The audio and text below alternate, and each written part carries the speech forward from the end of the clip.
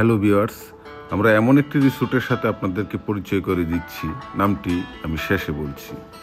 দেখুন কি সুন্দর পরিবেশ, গাছে ভরপুর। আমরা এই টাওয়ার বিল্ডিংটাতে ছিলাম। টাওয়ার বিল্ডিংটার নাম ছিল শ্যামলী মা। অনেকেই প্রশ্ন করেছি কিন্তু সদুত্তর পাইনি, যার ফলে কিউরিসিটিতে এখনও রয়েই গিয়েছে। অনেক অঞ্চলের কম্বিনেশন এই রিসোর্টে করেছেন। দেখেন পাথরের একটা জায়গা করেছেন যেখানে ঝর্ণা আছে একটু, এবং সিলেটের একটা অবয়ব আপনি এখানে পাবেন। এবং এই জায়গাটাতে সময় কাটানো খুব ভালো লাগবে, খুবই সুন্দর এবং মিষ্টি সাউন্ড। আমরা যে রুমটাতে ছিলাম সেই রুমটা দেখছেন, আসলে একটা হোটেলের ওয়াশরুম অ্যারেঞ্জমেন্ট, বিছানা, এগুলো দেখলেই বোঝা যায় কেমন কোয়ালিটি সম্পন্ন হবে। সবচেয়ে ভালো দিক ছিল এই রিসোর্টটা এত নিরিবিলি জায়গায় অবস্থিত, গহীন বনের ভিতরে। পাখিদের কিচিরমিচির ডাক, নীরবতা, প্রকৃতির ছোঁয়া আপনাকে মুগ্ধ করবে। বাচ্চাদের এবং বড়দের দোলনায় দোলার দারুণ সুযোগ ছিল। আরও ইভেন্ট করার মতো আছে। আপনি চাইলে সাইকেল নিয়ে পুরো রিসোর্টটা ঘুরতে পারবেন। এবং রাস্তাগুলো এত সুন্দরভাবে করেছে। ইউনিকনেস আরেকটি জিনিস আমি দেখেছি, রেস্টুরেন্টটা দেখুন। এই রিসোর্টটি সিসি ক্যামেরা দিয়ে কাভারেজ করে, যার ফলে সিকিউরিটিটা আপনি শতভাগ নিশ্চিত পাবেন। এবং এই যে সুইমিং পুলটা কনস্ট্রাকশন হচ্ছে, এটা বাংলাদেশের সবচেয়ে বড় রিসোর্ট হবে। এবং এখন একটা অলরেডি সুইমিং পুল আছে, বাচ্চারা এবং বড়দের সবারই নামার জন্য। আমরা নেমেছিলাম, তো বাচ্চারা খুব বেশি মজা পেয়েছিল। ওই পাশের জায়গাটুকু ওনার।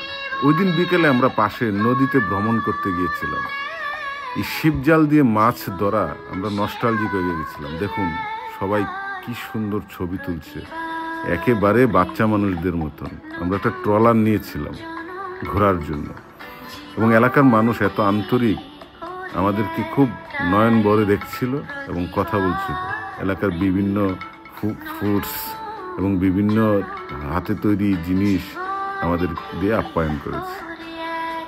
দেখুন একদম পরন্ত বিকালে যখন সূর্যটা ডুবে ডুবে দিয়ে যাচ্ছিল, তখন নদীর অবস্থা কি হয়। এই মাঝি ভাই অত্যন্ত আন্তরিক মানুষ, খুব আন্তরিকতার সহিত আমরা যখন যতটুকু চেয়েছি, যেভাবে চেয়েছি, সে সেইভাবেই আমাদেরকে ঘুরিয়েছে।